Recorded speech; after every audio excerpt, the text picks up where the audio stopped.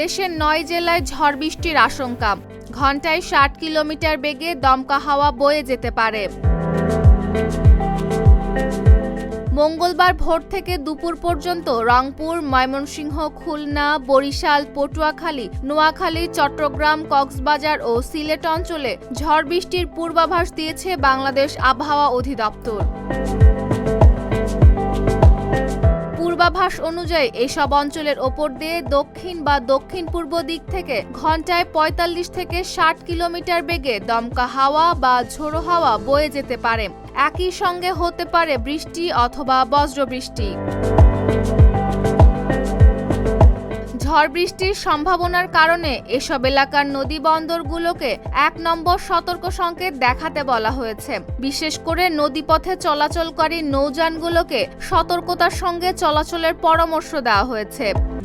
RICL TMX, যুগের পর যুগ স্থাপনা থাকে মজবুত। এদিকে দেশের বিভিন্ন অঞ্চলেও হালকা থেকে মাঝারি ধরনের বৃষ্টি বা বজ্রবৃষ্টি হতে পারে। রংপুর, চট্টগ্রাম ও সিলেট বিভাগের অনেক জায়গায় এবং অন্যান্য বিভাগের কিছু কিছু এলাকায় বৃষ্টির সম্ভাবনা রয়েছে।